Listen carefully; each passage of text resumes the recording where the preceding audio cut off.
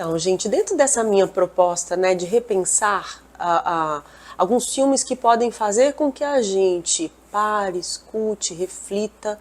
E se, por exemplo, eu tô bem, eu tô tranquilo, nunca cogitei a possibilidade de tirar minha própria vida, talvez eu possa tentar entender a situação de uma outra pessoa que aparentemente tem tudo, mas que não consegue se sentir bem, que não consegue se sentir firme e forte o suficiente, ou que tem essa sensação de que todos os dias são coisas pesadas, difíceis e que nada mais insuportável do que um dia atrás do outro e do outro e do outro, que é o que eu vi, por exemplo, no filme Ao Limite do Suicídio, em que o personagem parece estar tão convicto de que a vida é uma coisa insustentável que nada parece dissuadi-lo disso.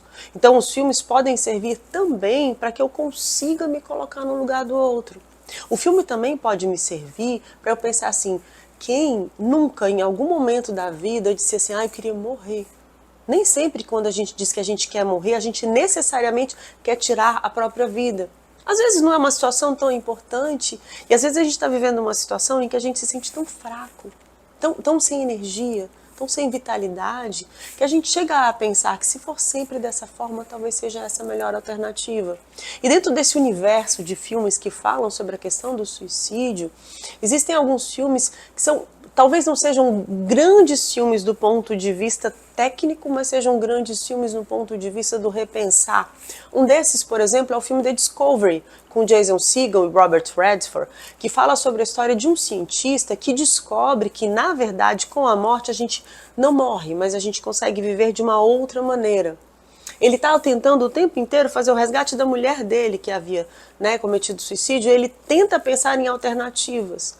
Quando ele começa a divulgar os resultados dessa pesquisa, o que acontece é uma epidemia de suicídios. Porque as pessoas começam a pensar, que bom, tem uma outra chance, eu vou começar de novo.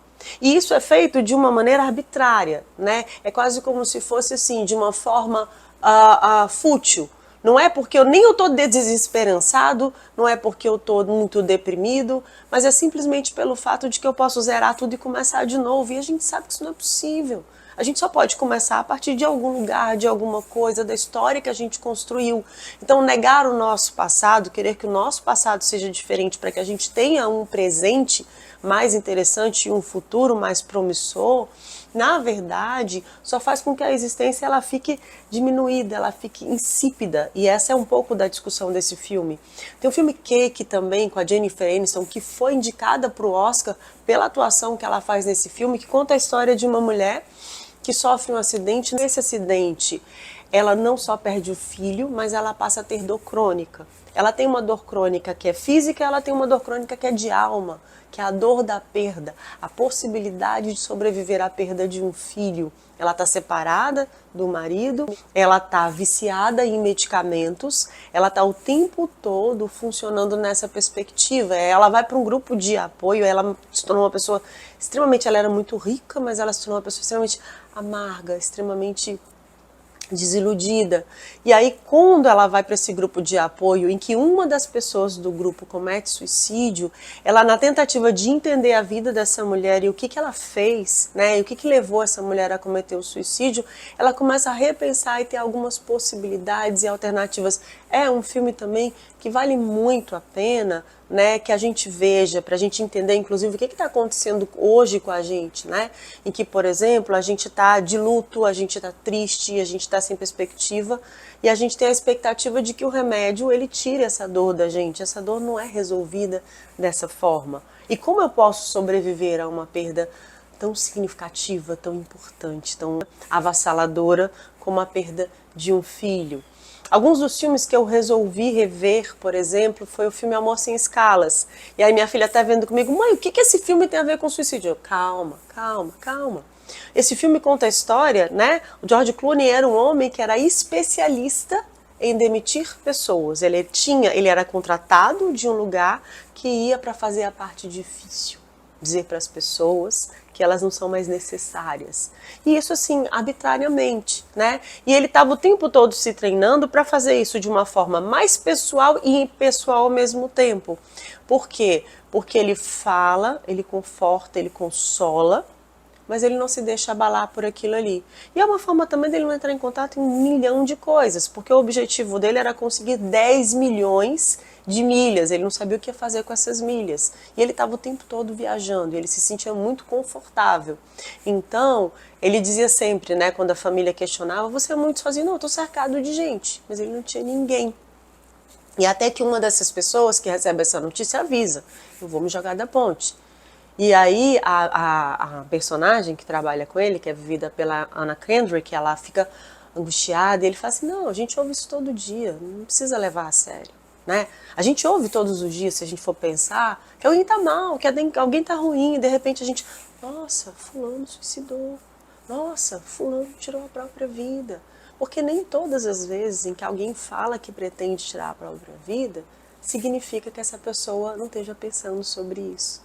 Ou significa que essa pessoa não entre num momento de tão desespero que ela ache mesmo que isso é a única alternativa. Isso me lembra um outro filme chamado A Igualdade é Branca. Esse filme é feito a partir da trilogia A Liberdade é Azul, A Igualdade é Branca e A Fraternidade é Vermelha. Na Igualdade é Branca conta a história de uma pessoa que é um imigrante, que teve um casamento complicado e que está assim... Ele está todo enrolado, eu não vou entrar no foco disso. Mas ele encontra um cara que diz assim para ele, olha, você está precisando de ajuda? Eu tenho um amigo que ele está precisando seriamente de alguém que faça um trabalho para ele. Esse meu amigo, ele não consegue mais encontrar alternativa, ele está sem perspectiva, ele está muito ruim. Mas ele não tem coragem de se matar. E ele queria alguém que tivesse coragem de fazer isso para ele. A princípio, o homem escuta e diz assim, nunca, jamais eu vou fazer isso. Mas a vida dele vai ficando tão difícil, tão difícil, tão difícil, que chega um momento e aí ele procura de novo essa outra pessoa e fala assim, aquele seu amigo, ele ainda está precisando de alguém que faça o serviço para ele? E ele responde, sim, está. Mas ele já pensou nisso, já pensou naquilo, já pensou, ele já. Ele é um homem que tem família, ele é um homem que é amado, ele é um homem que é bem sucedido. Mas nada disso faz diferença para ele. E aí eles combinam de se encontrar. Obviamente que ele descobre que o homem era o próprio homem que estava o contratando. E ele pergunta, você tem certeza que é isso que você quer? Ele fala, tenho. Aí ele pega e dá um tiro no cara. Aí o cara sente o impacto do tiro e desmaia. Passa um tempo, ele acorda. Aí ele, ué, o que aconteceu? Ele fala assim, não, essa primeira bala aqui não era de verdade. Mas eu tenho outra. Agora eu quero saber de você. Você tem certeza que é realmente isso que você quer? E ele responde, não. Nada mudou. Eu ainda estou me sentindo muito angustiado. Mas eu acho que eu vou esperar mais um pouco. E é muito interessante isso, porque às vezes é uma questão de esperar mais um pouco. De se perguntar, por exemplo, o que eu ainda não tentei? Que ótica que eu ainda não enxerguei? Qual é a possibilidade que ainda não fez sentido para mim? Um outro filme que fala sobre isso, mas tem uma temática muito mais sombria, e é uma das grandes atuações do Nicolas Cage, é Despedida em Las Vegas. Não só dele, mas também da Elizabeth Shue, que está incrível no filme. E é um homem que está assim, ele é alcoolista, e tem uma cena que alguém pergunta para ele por que ele começou a beber, e ele diz assim, eu não sei se a minha mulher me deixou porque eu comecei a beber, ou se eu comecei a beber porque minha mulher me deixou, mas o fato é que assim, perdeu a carreira, ele perdeu possibilidades, perdeu tudo, e ele pensa assim, não tem outra alternativa, eu vou beber até morrer. E aí ele vai para Las Vegas com esse objetivo.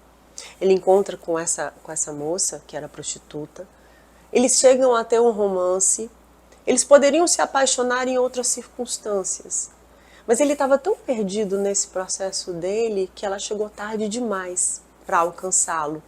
E é um filme muito forte, muito profundo, mas que faz a gente refletir sobre algumas coisas, inclusive sobre a preocupação que a gente tem com o uso abusivo de substâncias, né? Hoje eu me preocupo muito porque eu vejo que as pessoas, elas têm bebido muito mais cedo e com uma certa frequência. Qual que é o problema? Você se acostuma com o álcool na sua existência e você se acostuma a que as coisas sejam legais por conta do álcool. Existe uma diferença, eu até brinco, gente, é muito melhor você dizer que você gosta de beber, porque o gosto da bebida é bom, do que você tem algum motivo relacionado, seja tristeza, alegria, solidão e etc. E aí, se você se acostuma a beber durante um certo tempo, tem uma hora que você já não sabe mais qual foi o motivo que te levou a beber. Mas a bebida, ela passa a ser o cerne da sua existência. Então ele pega tudo que ele tem e ele transforma em bebida. Ele bebe todo o resto do dinheiro dele, porque esse era o jeito que ele encontrou de chegar ao fim do sofrimento dele, que ele não sabe mais nem dizer qual era. Ele estava tão perdido de si mesmo que ele não consegue nem explicar qual é o motivo. Assim como outros filmes que eu citei agora, e ao longo dos próximos vídeos eu vou falar sobre mais alguns, a ideia é você utilizar isso como um processo de reflexão.